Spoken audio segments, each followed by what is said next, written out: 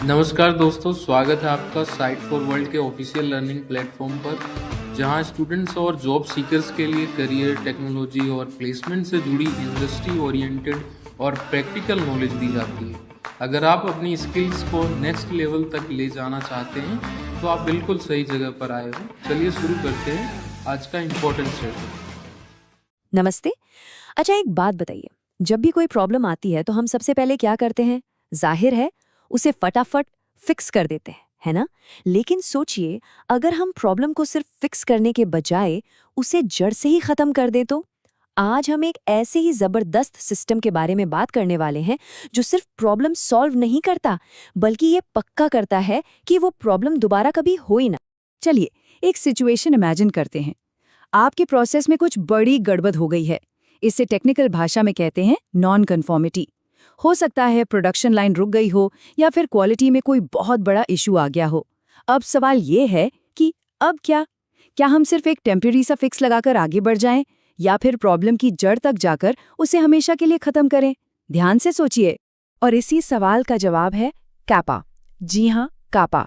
ये एक ऐसा फ्रेमवर्क है जिसे दुनिया की बेस्ट कंपनीज इस्तेमाल करती हैं। तो चलिए और देर नहीं करते, सीधे डाइव करते हैं और समझते हैं कि आखिर ये कैपा है क्या और ये इतना जरूरी क्यों है।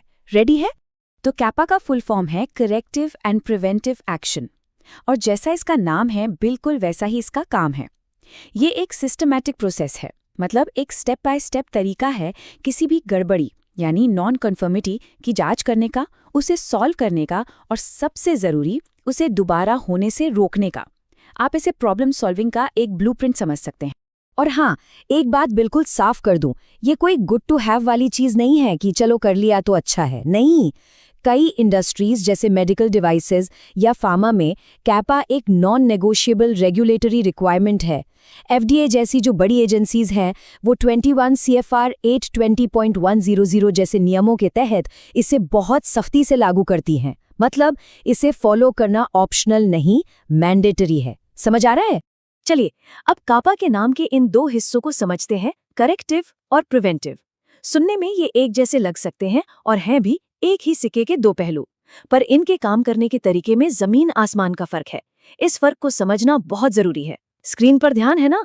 यहाँ जो फंडामेंटल डिफरेंस है उसे अच्छे से समझिए। करेक्टिव एक्शन रिएक्टिव होता है, मतलब प्रॉब्लम हो चुकी है और अब आप उसे ठीक कर रहे हैं, उस पर रिएक्ट कर रहे हैं। दूसरी तरफ प्रिवेंटिव एक्शन प्रोएक्टिव है।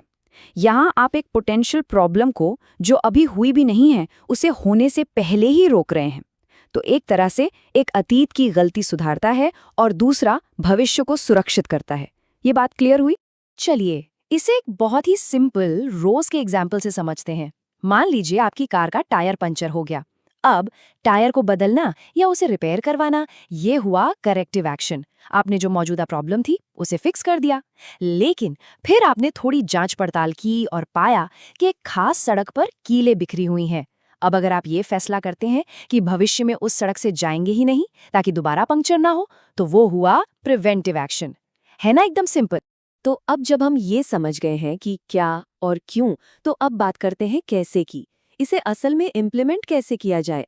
अच्छी बात यह है कि इसके लिए हमें अंदाजा लगाने की कोई जरूरत नहीं है। एक बहुत ही क्लियर स्ट्रक्चर्ड ब्लूप्रिंट मौजूद है जिसे केपा लाइफ साइकिल कहते हैं। आइए देखते हैं ये स्टेप बाय स्टेप कैसे काम करता है। ये एफडीए की गाइडलाइंस पर बेस्ड एक सिंप्लीफाइड प्रोसेस है जो 5 मेन स्टेप्स में काम करता है। पहला, एनालाइज।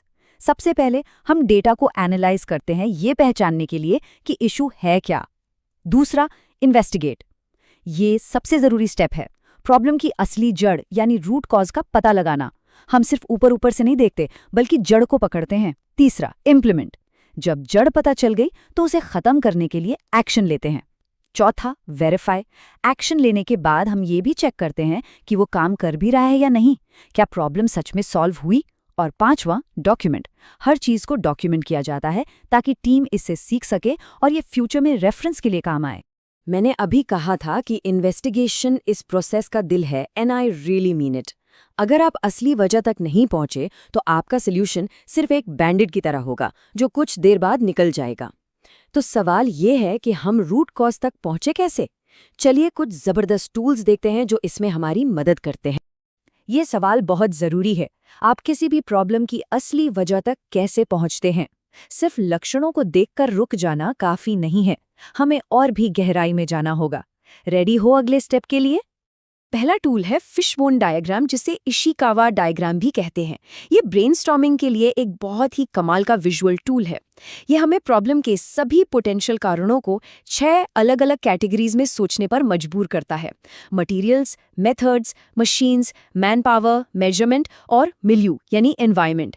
इस स्ट्रक्चर की वजह से हम किसी भी एंगल को मिस नहीं करते और हमें एक कंप्लीट पिक्चर दिखती है। हमारा दूसरा टूल देखने में बहुत सिंपल है लेकिन है बहुत पावरफुल, द 5 Whys। इसका कॉन्सेप्ट ये है कि आप क्यों क्यों क्यों तब तक पूछते रहें जब तक आप प्रॉब्लम की असली जड़ तक ना पहुंच जाएं। जैसे मशीन बंद हो गई, क्यों? फ्यूज उड़ गया, अच्छा क्यों? ओवरलोड हो गया था, क्यों? क्योंकि बेरिंग जाम था, क्यों? क्योंकि लुब्रिकेशन नहीं हुआ था, अरे क्यों? क्योंकि मेंटेनेंस शेड्यूल मिस हो गया था। देखा आपने, हम एक फ्यूज से शुरू हुए और मेंटेनेंस शेड्यूल के प्रॉब्लम तक पहुंच गए। यही इसकी पावर है। तो हमने प्रोसेस और टूल्स देख लिए, लेकिन यहाँ एक बहुत ही जरूरी बात है। अगर आप कैपा को सिर्फ नियमों का एक सेट मानकर चलेंगे तो आप इसका असली पोटेंशियल मिस कर रहे हैं। इसका असली लक्ष्य सिर्फ कंप्लायंस से कहीं ज्यादा बड़ा है। इसको ऐसे सोचिए, कंप्लायंस तो स्टार्टिंग लाइन है, फिनिश लाइन नहीं। नियमों को फॉलो करना तो बस मिनिमम रिक्वायरमेंट है। असली फायदा, असली ट्रांसफॉर्मेशन तो इसके बाद शुरू होता है। कैपा का असली मकसद है कंटिन्यूअस इम्प्रूवमेंट को ड्राइव करना, एक ऐसा कल्चर बनाना जहां क्वालिटी सिर्फ एक डिपार्टमेंट की नहीं बल्कि हर किसी की जिम्मेदारी हो। ये एक माइंडसेट शिफ्ट है, रिएक्टिव यानी आग बुझाने वाली सोच से प्रोएक्टिव यानी हमेशा बेहतर होने वाली सोच की तरफ। तो मैं आपको इस एक सवाल के साथ छोड़ना चाहूंगा। अपने काम के बारे में, अपने प्रोसेस के बारे में सोचिएगा। क्या आपका प्रोसेस सिर्फ गलतियों को फिक्स कर रहा है या उनसे सीखकर बेहतर हो रहा है? क्योंकि असली ग्रोथ सिर्फ फिक्सिंग में नहीं, लर्न। तो हमारे चैनल को सब्सक्राइब कीजिए और वीडियो को अपने दोस्तों के साथ शेयर जरूर कीजिए।